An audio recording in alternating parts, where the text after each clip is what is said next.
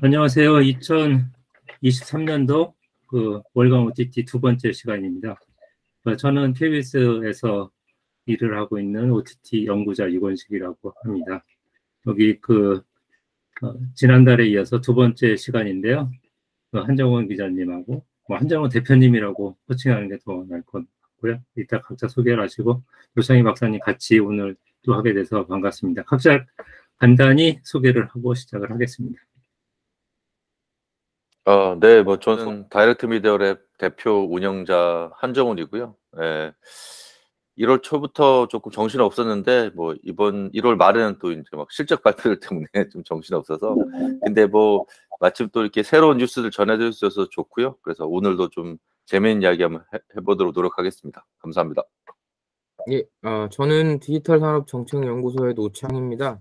자, 이번 달은 몇 가지 좀 주목할 만한 것들이 있어서 오늘 한번 그 시즌제 운영의 방식의 변화나 여러 가지 것들, 그리고 아주 좀 마이너한 이슈일 수도 있는데 우리나라에서 최근에 지금 약간 열풍처럼 되고 있는 더 퍼스트 슬램덩크 같은 현상도 조금 얘기를 해보면서 오늘 얘기를 좀 나눠보도록 하겠습니다. 넷플릭스가 빈지와칭을 계속 했었는데 최근에는 그걸 끊어서 하는 부분에 대해서 좀 설명을 하고요.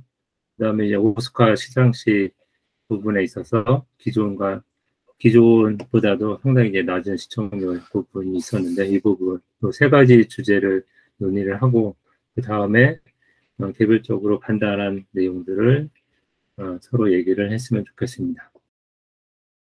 그럼 먼저 넷플릭스 얘기부터 할 텐데요. 제가 먼저 간단한 통계를 보여드리고 시작을 하도록 하겠습니다.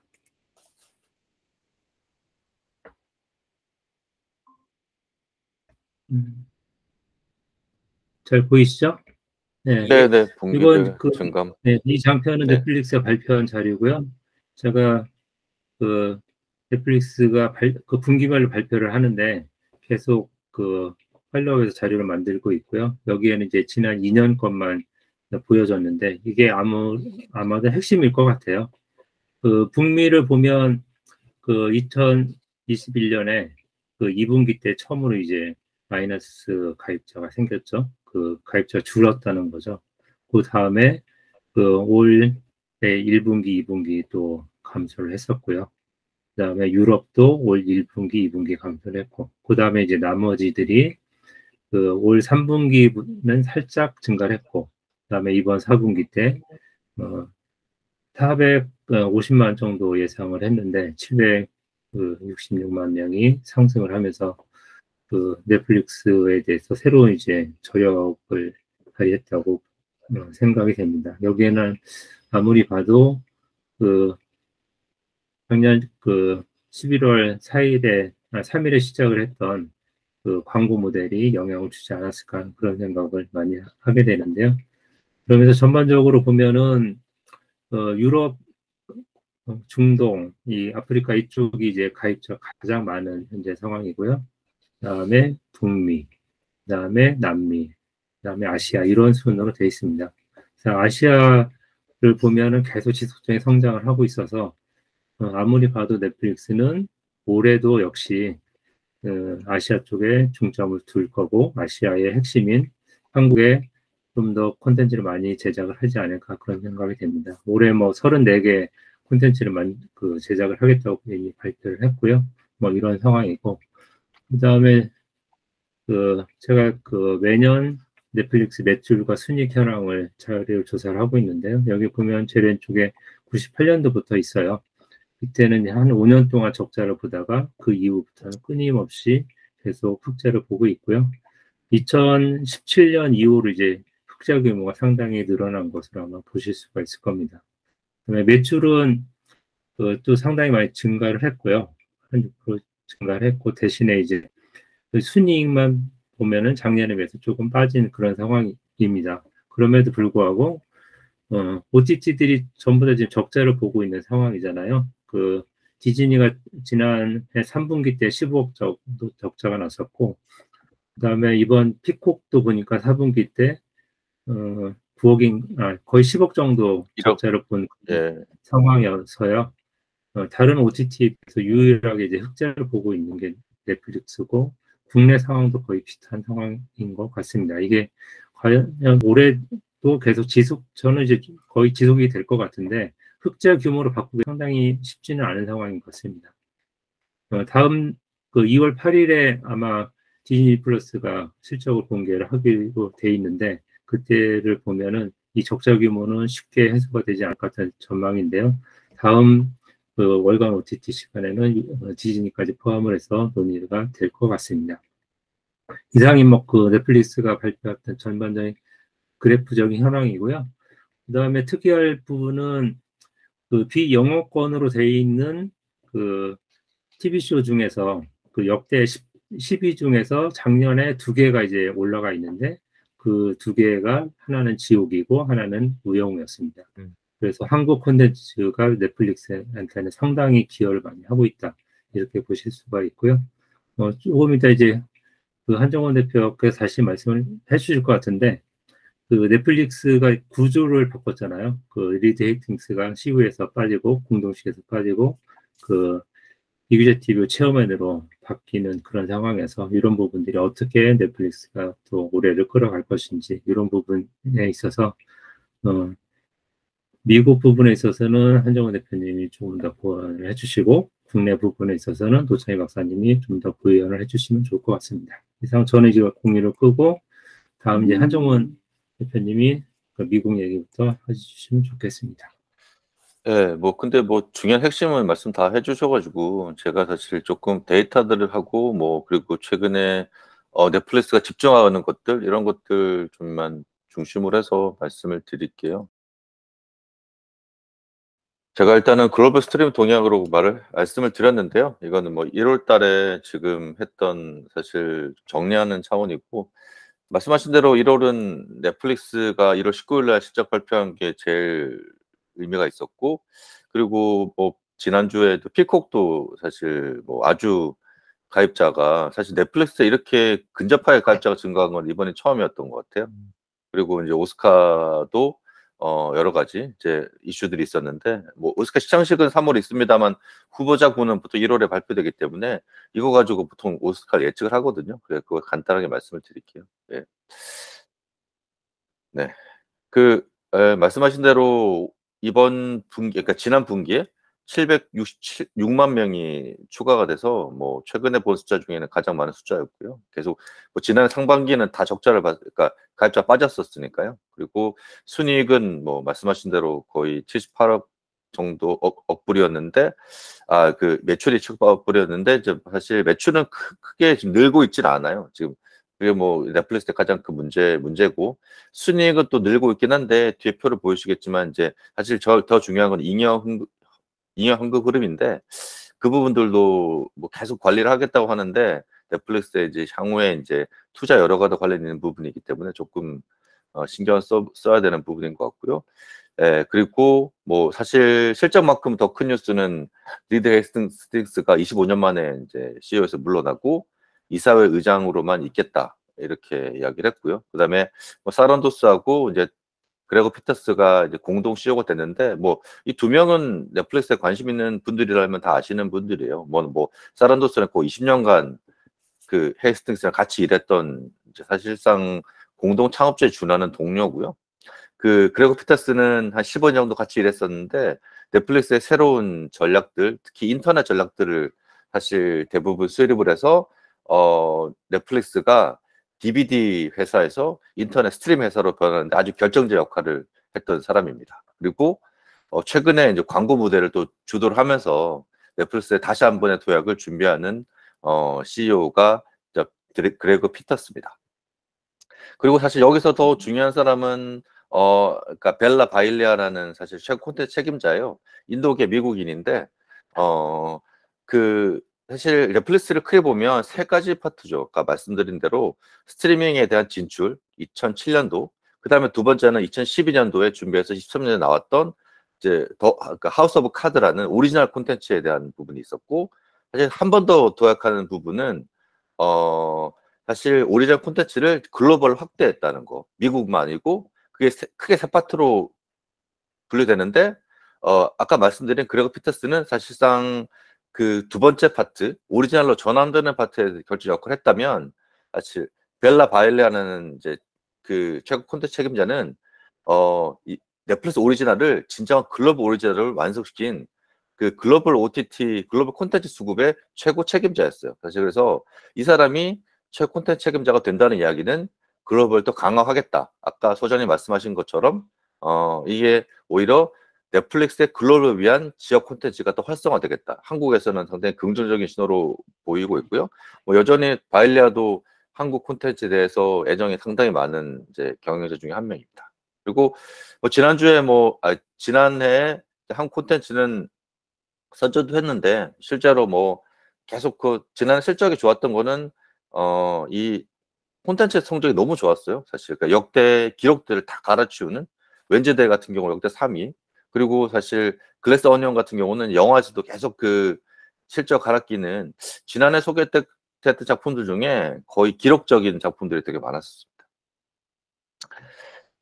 그래서 근데 뭐 동시에 넷플릭스가 이제 지난해 투자비는 약간 줄었거든요. 그러니까 그 이유가 뭐 여러 가지겠지만 좀 투자비를 조금 이제 하반기에 들어가면서 아시겠지만 이제 정리하고라든지 그리고 신규 고용 중단들 그리고 투자비 같은 경우도 조금 현실화 많이 해서 사실 좀 그런 작품들 같은 경우도 이제 그다음으로 많이 미루고 그래서 넷플릭스가 실적 발표에서 중요한 얘기를 했습니다. 그래서 지금 사실 현금 집중 투자 시기는 지났고 그리고 자기들 현금 관리를 하겠다. 결국에는 이제 주주들 주가가 많이 빠졌잖아요. 사실 넷플릭스 주가도 거의 50% 가까이 빠졌잖아요. 그러니까 주주들이 불만이 많았었거든요. 아니 니들은 가입자가 늘고 막 계속 매출이 늘었는데 우리한테 들어온 돈이 없으니까. 근데 투자 지표에서는 사실 그 FCF라고 부리는 이제 잉여 현금 지표들 이런 것도 중요하니까 이런 부분들을 좀 강화하겠다고 하면서 이제 그래서 오리지널 콘텐츠에 대해서 조금 투자를 조금 좀 현실화하면서 좀 내년 어떻게 될지 이런 부분들도 좀 그 예상이 되는 예상을 해보는 그런 해가 됐고요. 그래서 올해 현금 흐름 같은 경우는 일단은 한 30억 달러 정도 유지하겠다라고 말을 했습니다. 여기 뒤에 보시면 아까 뭐 소장님도 말씀하셨지만 계속 그 뭐 흑자를 보고 있긴 한데 현금 흐름들은 이제 적자였다가 사실 2020년 이후에 현금 흐름이 이제 플러스가 됐거든요. 사실 잉여 현금 흐름이라는 거는 향후 투자 여력을 보여주는 거기 때문에 중요하고요. 근데 뭐 이마저도 잉여 현금 흐름이 흑자인 데는 넷플릭스밖에는 없어요. 나머지는 계속 뭐 피콕도 지금 적자를 보고 있고 다 적자를 보고 있으니까요. 근데 올해는 흑자를 유지하겠다고 하면서 그중에서 사실 중요한 거는 이제 그래서 아시아 지역에 일단은 진출을 더 많이 하고 두 번째는 그리고 광고 그 2012년 11월 3일 날 진출을 했는데 12개국만 지금 런칭을 했거든요. 한국 포함해서. 그래서 올해는 아마 서비스 대상 국가를 더 확대를 하면서 동시에 이제 광고 그 효율을 높이는 뭐 지금 콘텐츠가 전체는 광고 모델에 다 서비스가 되진 않고 한 10% 정도 되는 콘텐츠는 광고 모델에 서비스가 안 되고 있어요.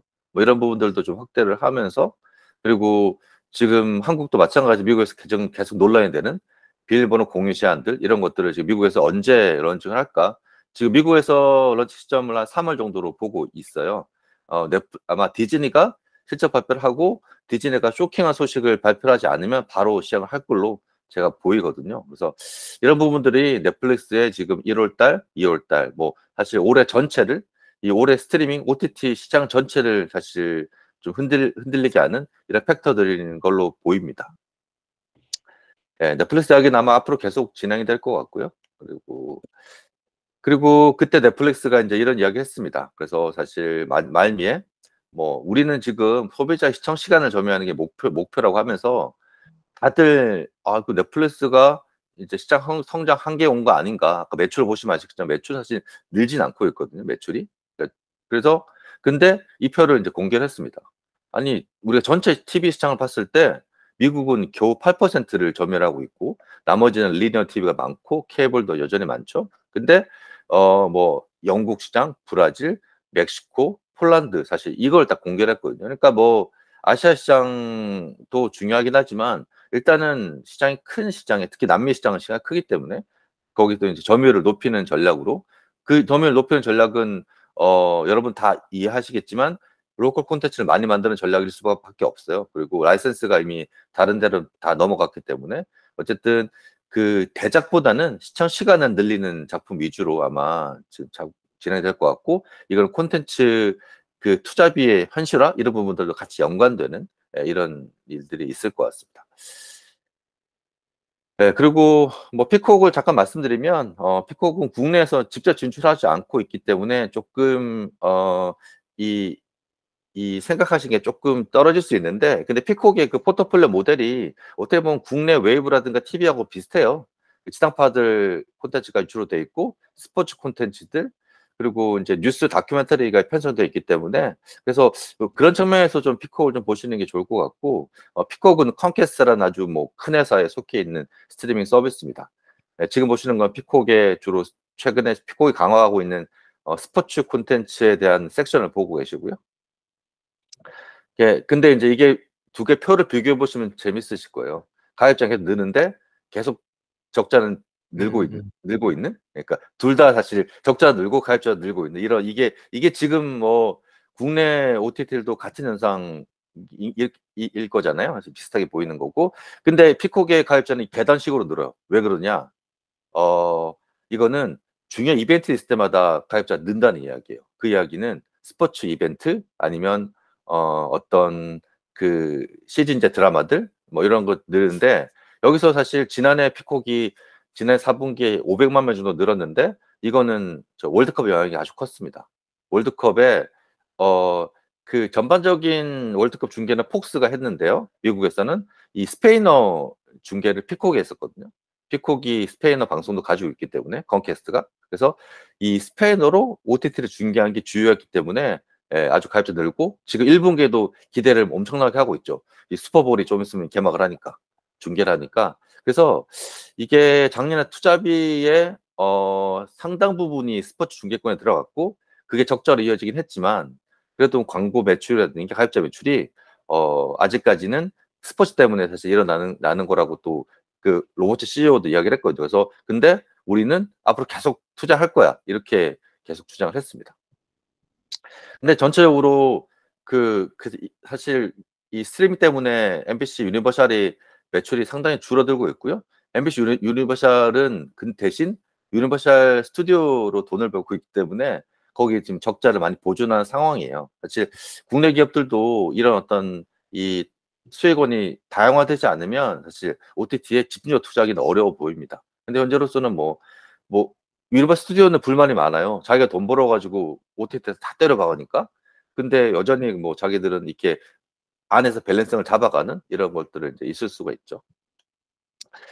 그리고 오스카는 아마 노 박사님이 조금 더 자세하게 말씀해 줄 수 있는데 미국 분위기를 말씀드리면 이제 제 95회 오스카 상이고요. 거의 100년에 가까이 됐고 이제 후보작 공개는 1월에 하고 실제로 그 본 시상식은 3월에 진행을 합니다. 그래서 근데 여기서 이제 이 표를 보시면 이게 2016년부터 이제 OTT 업체들이 그러면 계속 이 노미네이트가 얼마나 되느냐 이걸 보여주는 거예요. 뭐 기억하시겠지만 한 몇 년 전부터 뭐 넷플릭스가 OTT 그러니까 오스카 장악했다 이러면서부터 계속 그 주요 시상식 때 이 스트리밍 OTT 업체들이 이렇게 주로 물량 공세로 나서면서 뭐 그런 후보작도 잔뜩 내고 그리고 뭐 지난해 같은 경우는 오스카의 그 애플 TV 플러스 코다가 이제 최고 작품상을 받았을 정도로 이 주요 메인 포스트들도 이제 OTT들이 많이 장악하고 있는 상태거든요. 근데 올해는 이게 전반적인 우울한 분위기와 겹치듯이 이 19개 밖에 사실 노미네이트가 안 됐어요. 지난해 같은 건 37개였거든요. 그러니까 절반 가까이 줄어들었죠.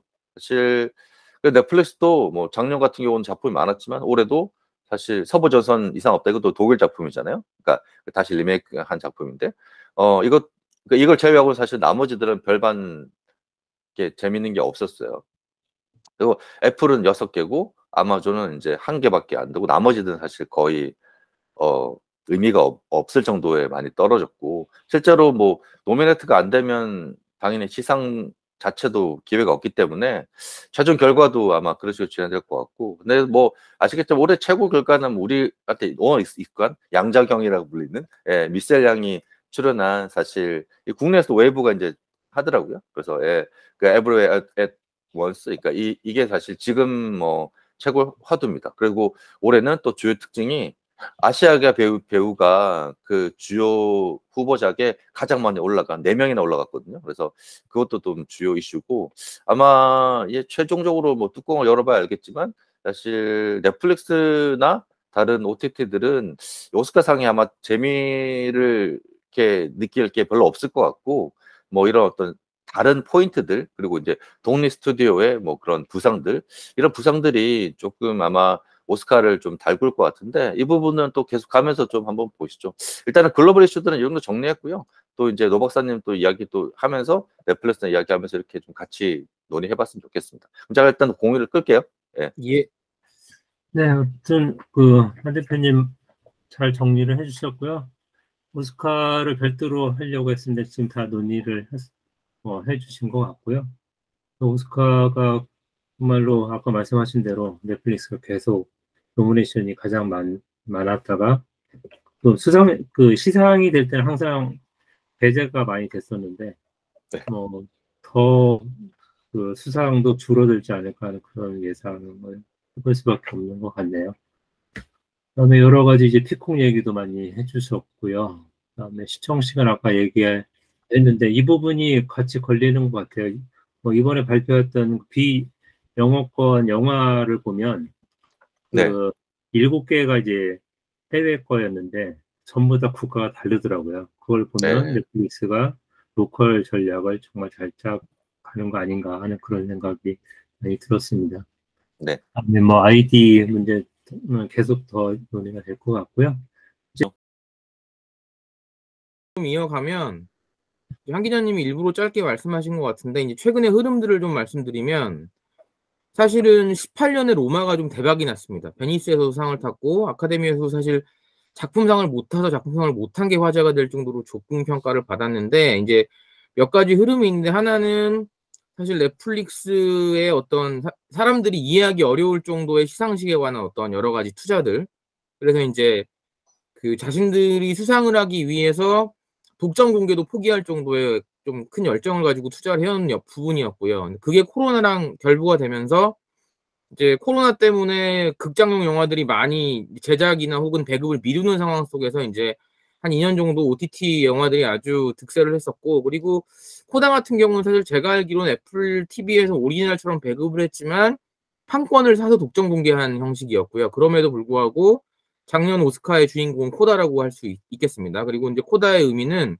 사실 넷플릭스는 작품상을 탄 적은 아직 없어요, 오스카에서. 그래서 코다의 성과가 대단했었고, 근데 이제 저는 두 가지로 보는데, 하나는 우리나라도 마찬가지인데 코로나 기간 동안 개봉이 지연된 것들이 2022년에 아주 한꺼번에 개봉이 되면서 OTT사에서 제작한 영화들이 조금 위축되는 것이 있었을 것 같고요. 그래서 저는 이제 내년에는 다시 이제 또 스트리밍 사업자들이 배급을 했거나 오리지널을 제작한 영화들이 조금 올라올 여지가 있지 않을까라는 생각이 하나 들고요. 또 하나는 OTT와 직접 관련된 얘기는 아니지만 지금 우리나라 입장에서 가장 조금 마음이 아픈 부분은 헤어질 결심이 생각보다 노미네이션이 많이 못 됐는데, 아마 이게 그냥 이건 제 개인적인 생각인데, 그 양자경 배우가 많이 좀 그 후보에 오르고, 이제 A24의 영화 자체가 물론 미국 영화입니다만 아시아계들이 많이 출연했기 때문에 그 부분도 헤어질 결심한테 조금 안 좋게 작용한 것이 아닌가라는 생각이 좀 들기는 합니다. 그런 부분들도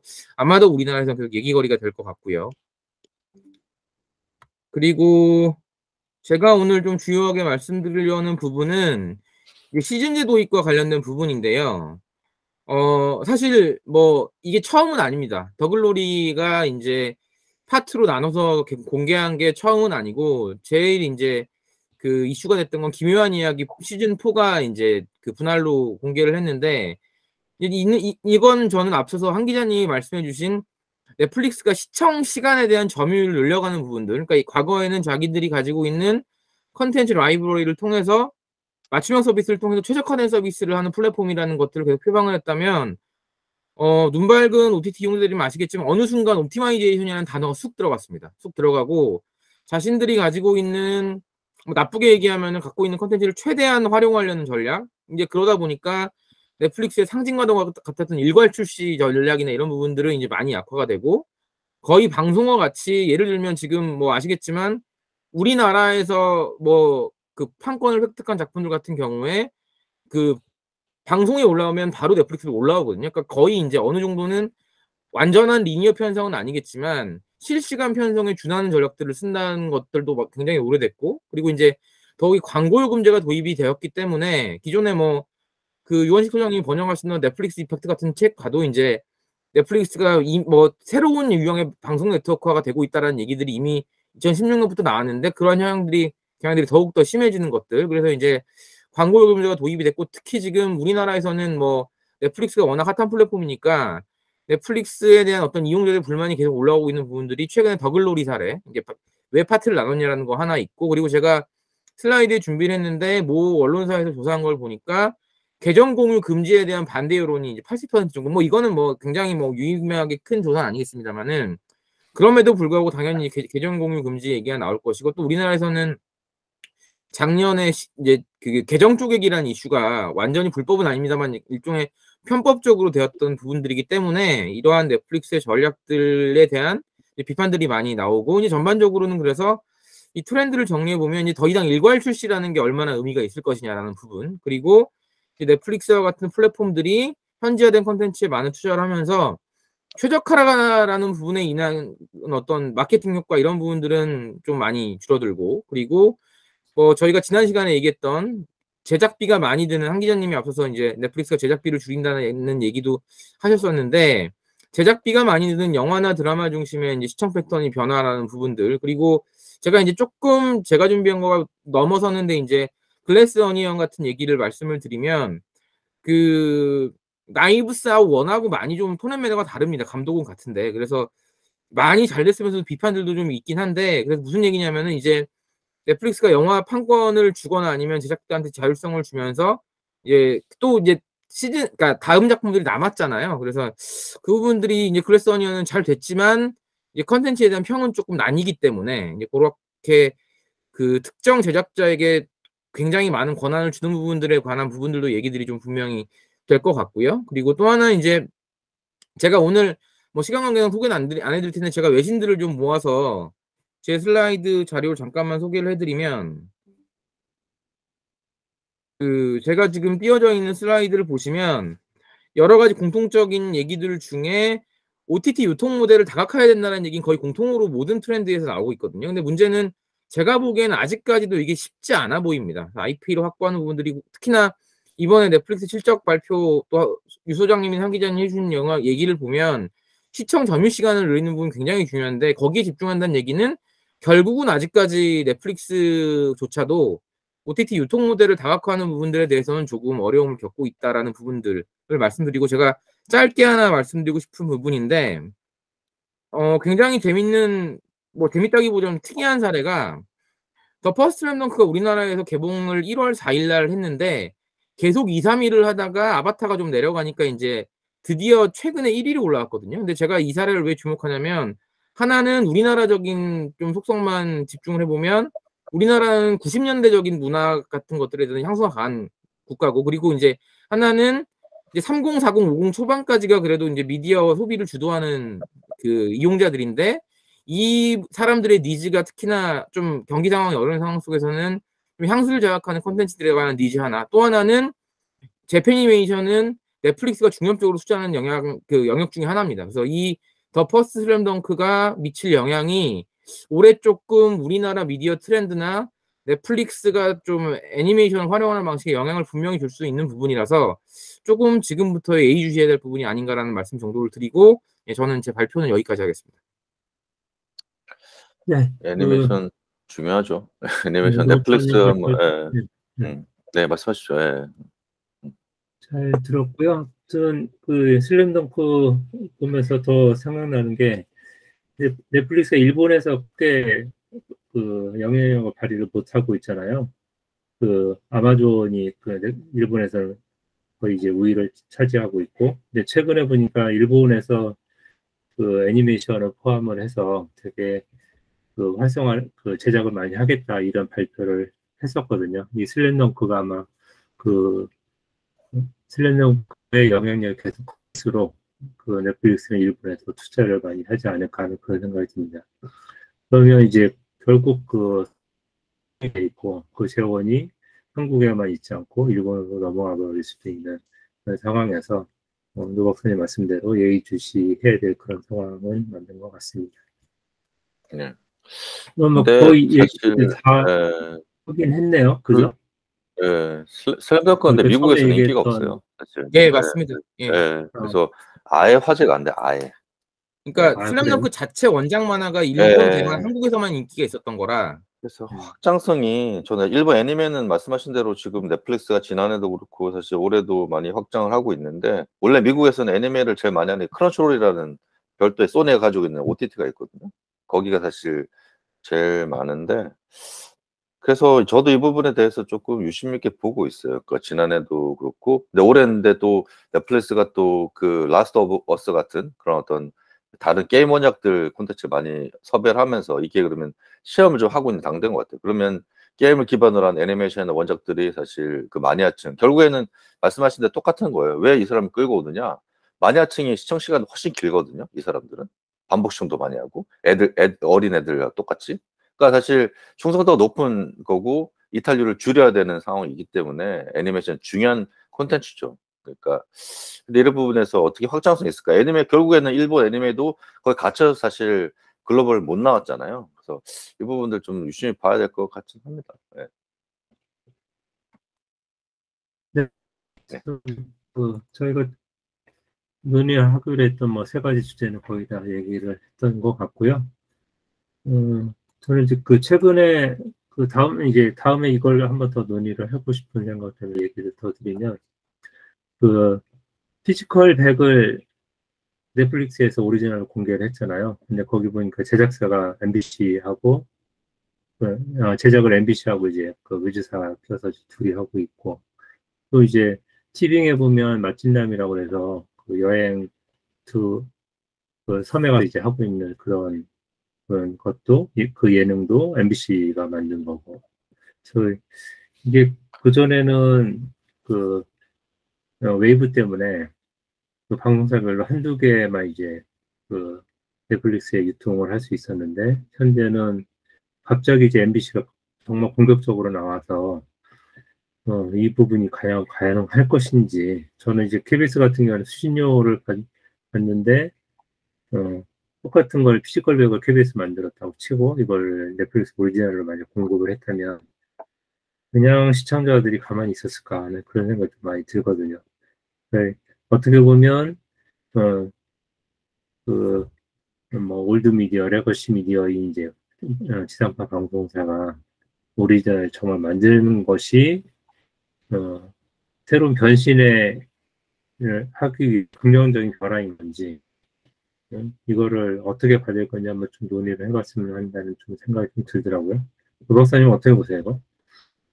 이거 소장님 말씀하신 얘기 되게 중요한 얘기고 이제 사실 저도 뭐 못한 얘기 중에 하나가 이제 작년부터 우리나라에서는 이제 복수 플랫폼의 컨텐츠를 푸는 그러니까 이제 예를 들면 가령 이제 스튜디오 드래곤부터 시작인 것 같은데 자회사라고 해서 모회사 것만 만드는 건 아니고 그리고 이제 지상파가 말씀하신 유소장님 말씀하신 굉장히 큰 변화인데 이 부분은 그러니까 뭐랄까 이제 근데 그걸 이게 아까 한 대표님 한 얘기랑 이렇게 이어지는 건데 이제 모회사에서 자기들의 포트폴리오를 어떻게 보느냐의 문제고 그리고 우리나라는 또 미국보다 시장이 되게 작기 때문에 이제 바로바로 수익이 나거나 판권이 팔리면 이런 현상들이 더 많아질 것 같은데 요 얘기는 소장님 말씀하신 대로 다음 시간에 좀 중점적으로 논의해 보는 것도 괜찮을 것 같고 올해는 이런 일들이 좀 더 많이 일어날 것 같은데 이것들의 인플리케이션이나 이런 것들은 좀 더 생각을 해보고 말씀을 좀 나눠보는 것도 재밌을 것 같습니다.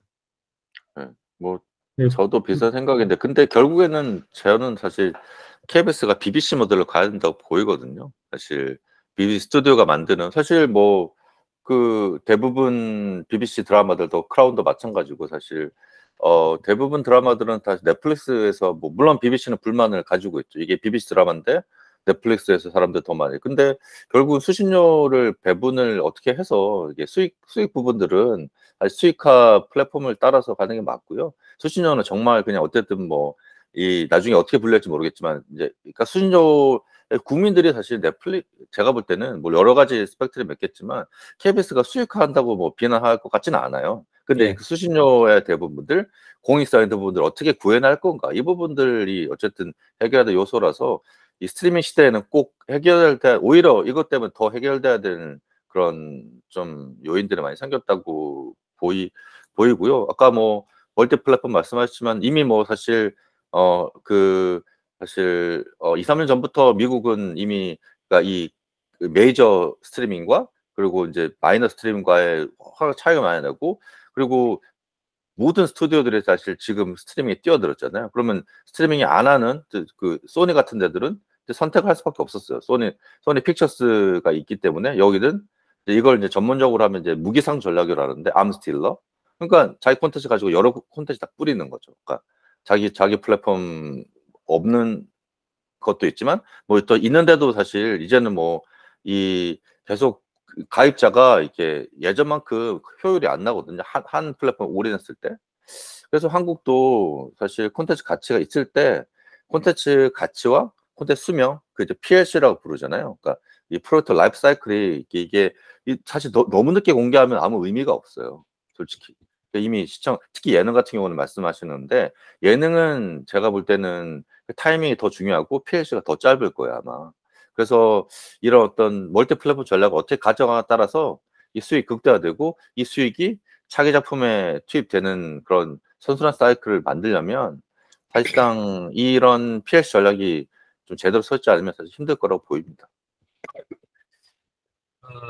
근데 그 차이는 좀 있어요. 그 스튜디오하고 방송사는 다른 거거든요.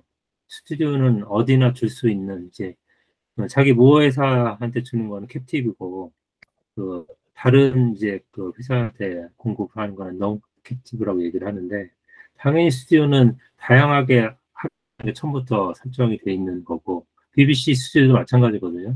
BBC 있을 때는 BBC가 넷플릭스 걸 못 만들지만 BBC 스튜디오로 넘어간 다음에는 BBC 스튜디오에서 그 BBC 것도 만들고 넷플릭스 것도 만들고 뭐 그 아마존 것도 만들고 다 할 수 있는 그런 건데 지금 이제 그 MBC는 그런 상황이 아니라는 거죠. 그 부분에 네, 이제 그렇죠. 고민들이 근데 저는 그렇게 변화를 하고 있다고 보이는 거죠. 그러니까 왜냐하면 지금 사실 말씀하신 대로 MBC나 이런 데도 다 가지고 있잖아요. 지상파 다 가지고 있고 스튜디오 가지고 있으니까 우리도 그렇게 변화하는 거 아닌가라는 그런 걸 이제 그냥 네, 뭐 말씀 지금 현재는 사실 맞죠. 네. 약간 위험한 얘기긴 한데요, 소장님. KBS께 그러니까 뭐 옛날 거 나오는 거 말고 KBS에서 지금 인기리에 방영되고 있는 것들이 넷플릭스에 많이 풀릴수록 오히려 저는 지금 사실 KBS의 당면한 문제 중 하나 젊은 층 잡는 거잖아요. 중요한 그쪽엔 전 이야기입니다. 도움이 더 많이 될 거라고 보는 쪽이거든요. 그러니까 뭐 맞습니다. 비판은 받을 수 있는데 네. 예. 전혀 시청률에 지장이 없어요. 지금 여러 가지 예. 통계를 보면 오히려 그러니까 전혀 없어요. 전체적인 예. 이용량을 늘리는 데 좀 도움이 된다고 보는 쪽입니다. 맞아요. 오히려. 제가 생각 똑같은 생각인데 물론 다른 생각이 있을 수 있지만. 예. 이제 뭐 그 항상 그런 문제죠. 그 예전에 이제 영화 스크립트 보호를 하려고 이제 국내 기업도 보호를 하려고 한 그런 부분들인데 넷플릭스에 처음부터 이제 우리가 안 준 이유는 웨이브라는 게 있잖아요. 넷플릭스에 다 줘버리면 웨이브는 그냥 죽어버릴 거예요. 그렇죠. 토종 OTT들 어떻게 할 거냐는 거죠. 예전에 콘텐츠 훌루도 수명업에서는 당연히 줘야 되는데 산업적인 측면에서 보면 국내 그 미디어 기업들은 어떻게 할 거냐는 거죠. 그래서 이제 그 쉬운 일은 쉽게 한쪽 면만 이렇게 볼 수는 없는 것 같아서 이 부분도 되게 그 중요한 이슈지 않을까 하는 생각이 들어서 그렇습니다. 네, 맞습니다. 또 더 말씀하실 거 있으신가요? 오늘 시간이 꽤 돼서 정리를 좀 대법을 해야 되지 않을까 싶습니다. 네, 뭐 저는 뭐 어쨌든 준비한 얘기는 다 한 것 같습니다. 네, 정리를 오늘 뭐 넷플릭스 얘기도 했고 오스카 얘기도 했고 그다음에 이제 쭈베기 얘기도 했었고요. 그다음에 또 최근에 MBC에서 공격적으로 나가고 있는 넷플릭스 오리지널 얘기도 했었고요.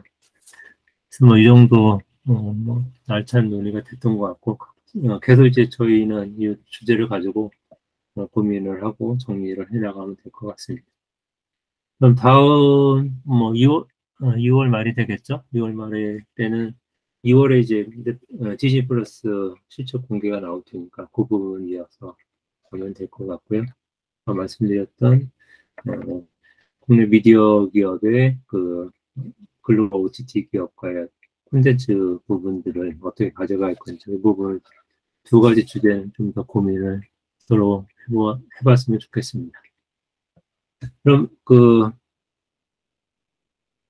두 번째 제 OTT 동향을 이것으로 마치도록 하겠습니다. 고생들 하셨습니다.